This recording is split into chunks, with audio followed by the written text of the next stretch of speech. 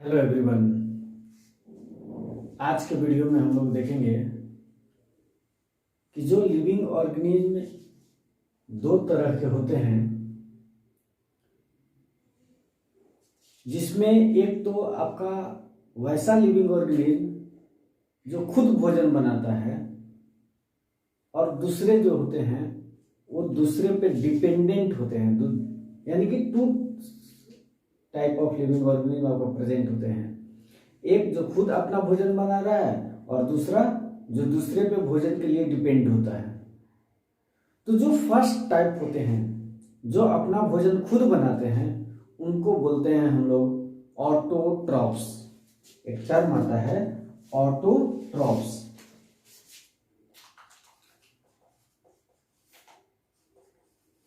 Autotrophs, auto मतलब होता है सेम, सेल्फ। ऑटो मतलब सेल्फ, यानी कि वैसे लिविंग ऑर्गेनिज्म जो अपना भोजन खुद बनाते हैं, और ट्रॉफ्स यानी कि जो अपना भोजन जो होते हैं वैसे प्लांट्स जो अपना भोजन खुद बनाते हैं, वैसे ऑर्गेनिज्म जिसको हम लोग बोलते हैं ऑटोट्रॉफ्स। और ऑटोट्रॉफ्स के अगर एग्जाम्पल की बात की जाए तो उसका एग्जाम्पल होता है आपका प्लांट्स। यानी कि प्लांट्स ही एक ऐसा लिविंग ऑर्गेनिज्म है जो अपना भोजन खुद बनाता है।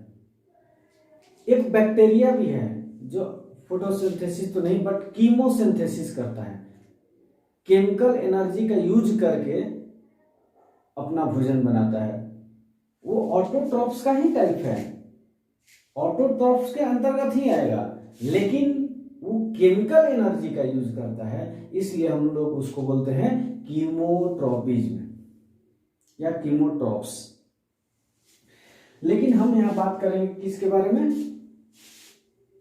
ऑटोट्रॉप्स, जो अपना भोजन जो होते हैं लाइट के प्रेजेंस में बनाते हैं, लाइट के यूज करके बनाते हैं, और जिसको हम लोग बोलते हैं फोटोसिंथेसिस। यानी कि प्लांट अपना जो फूड बनाता है वो किस प्रोसेस के थ्रू बनाता है? तो फोटोसिंथेसिस। तो हम लोग वही देखेंगे आज के टॉपिक में, फोटोसिंथेसिस में, कि भोजन कैसे प्लांट में बनता है, कौन कौन से ऐसे रिक्वायरमेंट है जो फोटोसिंथेसिस के लिए जरूरी है, और ये फोटोसिंथेसिस प्लांट में आखिर होता किस पार्ट में है। ये सारे चीजों को हम आज के वीडियो में देखेंगे। तो चलिए शुरू करते हैं फर्स्ट फोटोसिंथेसिस के डिफिनीशन से। What do you mean by photosynthesis? आखिर फोटोसिंथेसिस है क्या? तो ये हम बोलेंगे क्या कि photosynthesis is a process, photosynthesis is a process through which plants make their own food, make food by the use of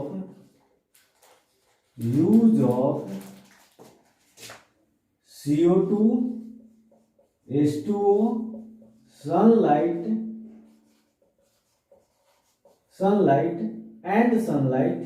in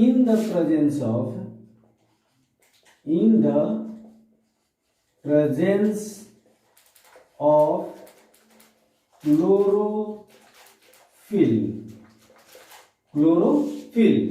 to produce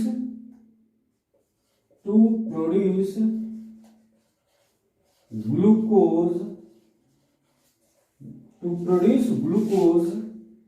and release oxygen molecule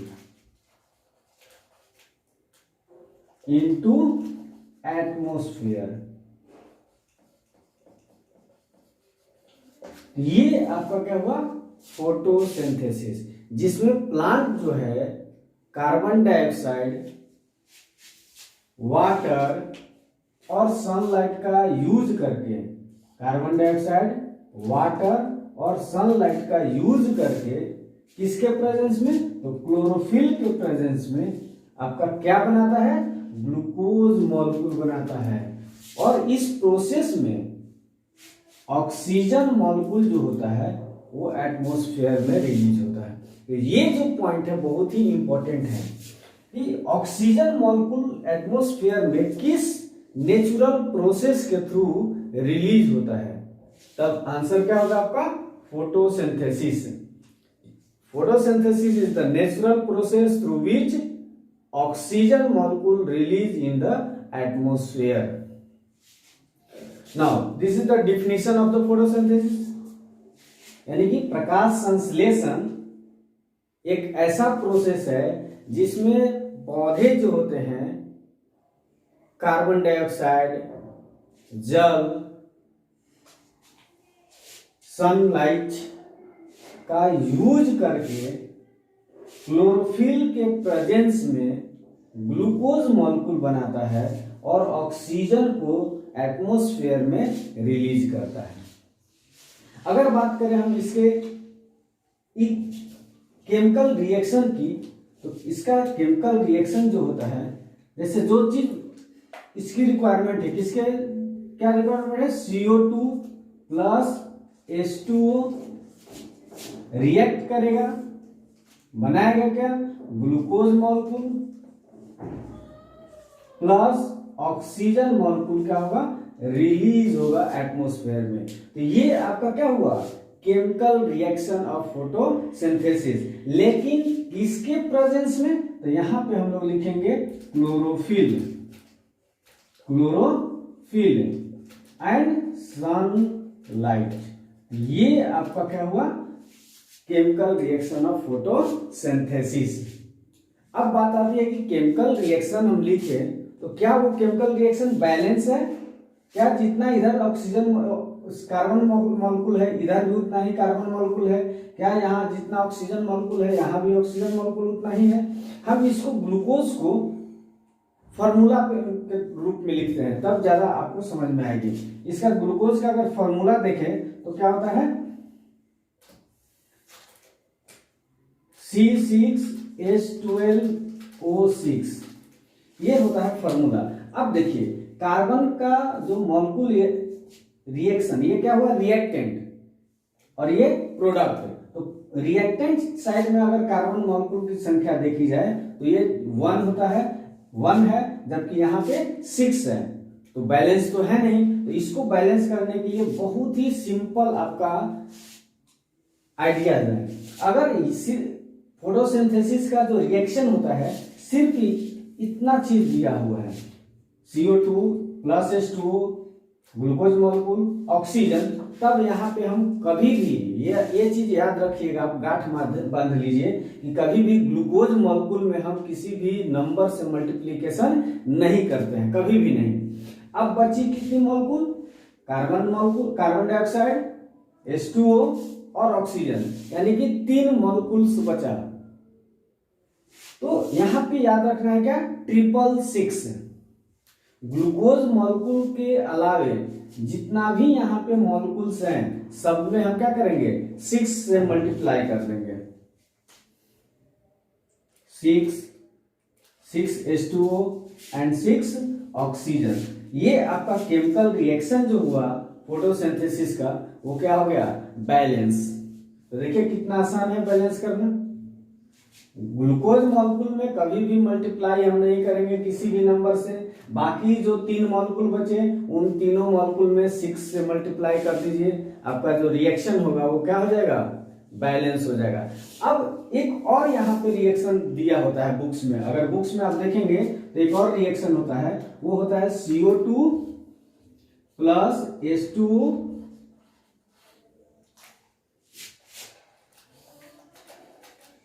glucose molecule plus oxygen molecule plus water molecule. ये water एक addition अगर दिया हुआ है reaction में, तब हम कैसे बैलेंस करेंगे? हम यहाँ पे फिर से रिपीट कर रहे हैं कि कभी भी ग्लूकोज मॉलिक्यूल में हम नंबर से मल्टीप्लिकेशन नहीं करेंगे ड्यूरिंग द इक्वेशन को बैलेंस करने के लिए, इक्वेशन को बराबर करने के लिए। तब यहाँ पे हम क्या करेंगे? कि यहाँ पे कार्बन मॉलिक्यूल में कोई चेंजेस नहीं आया है। यहाँ भी कार्बन मॉलिक्यूल 6, ऊपर भी कार्बन मॉलिक्यूल आप देखेंगे फर्स्ट रिएक्शन में यहाँ भी 6 ही था। तो यहाँ डायरेक्टली हम क्या करेंगे, कार्बन मॉलिक्यूल में 6 से मल्टीप्लाई कर देंगे कार्बन डाइऑक्साइड में, तब क्या हो गया, कार्बन मॉलिक्यूल आपका बराबर हो गया। अब यहाँ पे देखेंगे तो ऑक्सीजन मॉलिक्यूल यहाँ पे 6 है, यहाँ पे आपका 6 ही होगा, 6 ही होगा। लेकिन चेंजेस कहाँ पे आया, वाटर मॉलिक्यूल में। यहाँ पे वाटर मॉलिक्यूल एडिशन हुआ है, यहाँ पे 6 मॉलिक्यूल पहले से हम जोड़ रहे थे रिएक्शन में, अब वाटर मॉलिक्यूल यहाँ पे ऐड है पहले से। ये 6 मॉलिक्यूल के जगह पे हम क्या करेंगे, 12 से मल्टीप्लाई कर देंगे, यानी कि 6 वाटर मॉलिक्यूल क्या होगा, हमारा एक्स्ट्रा निकलेगा। तो वही 6 मॉलिक्यूल यहाँ पे क्या कर देंगे, ऐड कर देंगे। तो ये भी रिएक्शन जो होगा वो आसानी से आपका क्या होगा, बैलेंस हो जाएगा। तो बुक्स में दोनों में से कोई भी अगर रिएक्शन दिया हुआ है तो वो आप आसानी से उसको बैलेंस कर सकते हैं। तो ये हुआ तो आपका रिएक्शन के बारे में, फोटोसिंथेसिस के रिएक्शन में। अगर यहीं पे हम रिक्वायरमेंट की बात करें कि what are the requirement of photosynthesis, what are the requirement of photosynthesis, तब क्या हो जाएगा, फोटोसिंथेसिस में क्या कौन से ऐसे सब्सटेंसेस की हमें जरूरत पड़ रही है। तो पहला आपका रिक्वायरमेंट होगा क्या, CO2, carbon dioxide, carbon dioxide. Second जो होगा आपका रिक्वायरमेंट वो क्या होगा, H2O, यानी कि वाटर मॉलिक्यूल। और थर्ड सनलाइट, जो क्या होगा, सोर्स ऑफ एनर्जी। और लास्ट आपका chlorophyll. These are the 4 requirement for the photosynthesis. अब बात करते हैं कि जो ये रिक्वायरमेंट है प्लांट उसको लेता कैसे है। तो क्लोरोफिल जो है वो ऑलरेडी आपका, क्लोरोफिल ये ऑलरेडी प्लांट में प्रेजेंट होता है। अगर प्लांट में बात करें हम कि ये क्लोरोफिल प्रेजेंट कहाँ होता है, तो लीव्स में आपका क्लोरोफिल प्रेजेंट होता है। लीफ के सेल में अगर बात करें तो सेल में एक special type of cell organelle होता है, सेल ऑर्गेनेल्स होता है। और उस सेल ऑर्गेनेल को हम लोग बोलते हैं क्या, प्लास्टिड्स। और इसी प्लास्टिड में आपका क्या होता है, क्लोरोफिल प्रेजेंट होता है, क्लोरोप्लास्ट के अंतर्गत। तो यहाँ ये ऑलरेडी क्या है, प्लांट में आपका प्रेजेंट है क्लोरोफिल। प्लांट के लीफ के सेल में एक स्पेशल ऑर्गेनेल्स होते हैं, सेल ऑर्गेनेल्स, जिसको हम लोग क्या बोलते हैं, प्लास्टिड। और उस प्लास्टिड का एक टाइप है क्लोरोप्लास्ट। उसी क्लोरोप्लास्ट के अंतर्गत क्या होता है आपका, क्लोरोफिल प्रेजेंट होता है। अभी जब हम साइट की बात करेंगे कि साइट क्या होता है फोटोसिंथेसिस के, तो उस पर हम इसमें चर्चा करेंगे। बात करते हैं CO2, कार्बन डाइऑक्साइड। तो कार्बन डाइऑक्साइड जो होता है वो लीफ में, इसी लीफ में एक स्ट्रक्चर पाया जाता है, एक कोर्स पाया जाता है, जिसको हम लोग बोलते हैं स्टोमाटा। और इसी स्टोमाटा के थ्रू क्या होता है, कार्बन डाइऑक्साइड एटमॉस्फेयर से प्लांट अवशोषित करता है, लेता है। तो सोर्स किसके थ्रू, सोर्स क्या हुआ, एटमॉस्फेयर, किसके थ्रू लिया, स्टोमाटा के थ्रू एक्सचेंज किया। अब बात करते हैं वाटर मॉलिक्यूल। तो वाटर मॉलिक्यूल कैसे लेता है, सॉइल से। कहां से लेगा, सॉइल से। किसके थ्रू, रूट के through. These are the sources through which plant take carbon dioxide, water molecule and sunlight to use in photosynthesis. तो ये तो रिक्वायरमेंट की हम बात किए, रिक्वायरमेंट ऑफ फोटोसिंथेसिस। अब बात करते हैं कि साइट, ये फोटोसिंथेसिस होता कहां पे है, प्लांट में। तो चलिए हम इसको मिटाते हैं। साइट की बात करते हैं कि किस जगह पे फोटोसिंथेसिस होगा।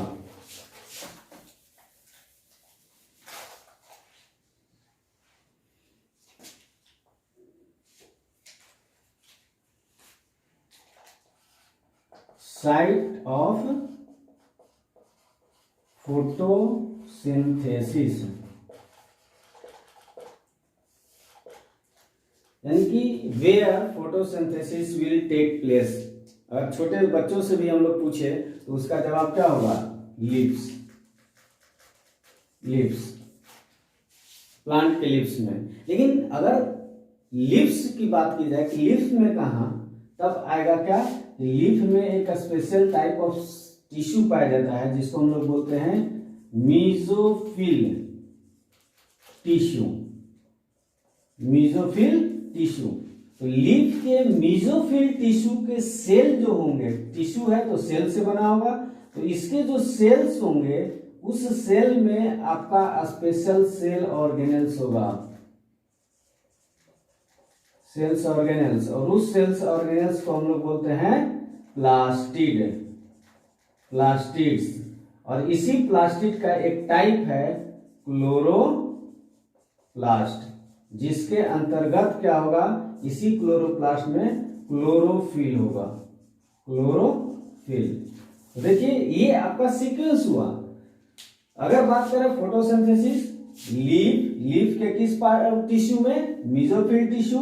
मीजोफिल टिश्यू के सेल में एक स्पेशल ऑर्गेनेल्स होगा जिसको हम लोग बोलते हैं प्लास्टिड। उस प्लास्टिड का एक टाइप है क्लोरोप्लास्ट, जहां पे क्या होगा? क्लोरोफिल। और ये क्लोरोफिल क्या होगा? हेल्प कर रहा है फोटोसिंथेसिस में। तो चलिए हम लोग एक सेल और ऑर्गेनेल्स प्लास्टिड का हम पिक्चर ड्रॉ कर लेते हैं। तो जो प्लास्टिड होता है वो आपका double membrane bounded cell organelle होता है। Double bounded membrane cell organelle, यानी कि दो जो मेम्ब्रेन होंगे इसके प्रेजेंट होंगे, और इस मेम्ब्रेन के अंदर आपका बैग लाइक स्ट्रक्चर्स प्रेजेंट होंगे।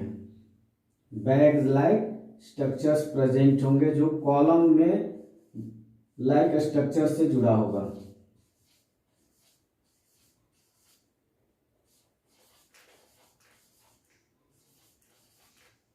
इस तरह से ये अरेंज होते हैं, एक के ऊपर एक। जो बैग लाइक स्ट्रक्चर है वो बैग लाइक स्ट्रक्चर एक के ऊपर एक अरेंज होता है।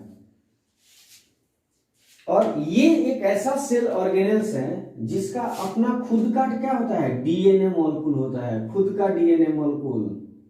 ये अपनी कुछ प्रोटीन की सिंथेसिस खुद करता है क्योंकि इसका खुद अपना डीएनए है। और साथ ही साथ राइबोसोम भी प्रेजेंट होते हैं इसमें। राइबोसोम्स भी प्रेजेंट होंगे। तो स्ट्रक्चर चलिए इसको हम लोग मेंशन कर लेते हैं नाम। तो जी ये आउटर लेयर, ये आउटर मेम्ब्रेन हुआ। उसके नीचे ये जो है ये आपका इनर मेम्ब्रेन, इनर मेम्ब्रेन। ये पूरा आप देख रहे हैं, इसको हम लोग बोलेंगे ग्रैनम। ग्रैनम। और एक की अगर बात करें, एक बैग लाइक स्ट्रक्चर, इसको हम लोग बोलते हैं थैलाकोइड। थैलाकोइड्स, थैलाकोइड्स, थैलाकोइड्स। ये आप जो देख रहे हैं ये है आपका डीएनए ऑफ इस प्लास्टिड, डीएनए ऑफ प्लास्टिड। और यहां पे आप ड्रॉ कर सकते हैं एक और राइबोसोम। ये क्या हुआ? राइबोसोम।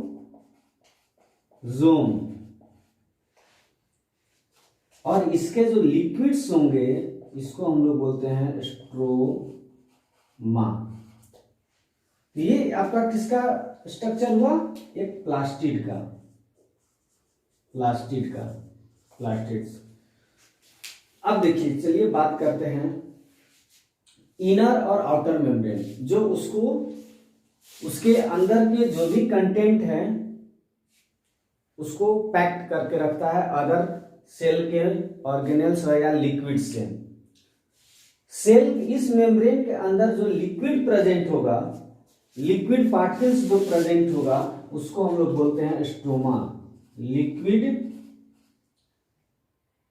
पार्ट्स, उसको क्या बोलेंगे? स्ट्रोमा। और इसी स्ट्रोमा में बैग लाइक स्ट्रक्चर जो होगा वो प्रेजेंट होगा, जिसको हम लोग बोलते हैं थैलाक्वाइड। और इसी थैलाक्वाइड में आपका क्लोरोफिल प्रेजेंट होता है, क्लोरोफिल प्रेजेंट होता है, जो मैग्नीशियम को कंटेन करता है। मैग्नीशियम आपको क्या है? एक तरह का एलिमेंट है जिसको कंटेन करता है। तो ये बहुत ही इंपॉर्टेंट पॉइंट है।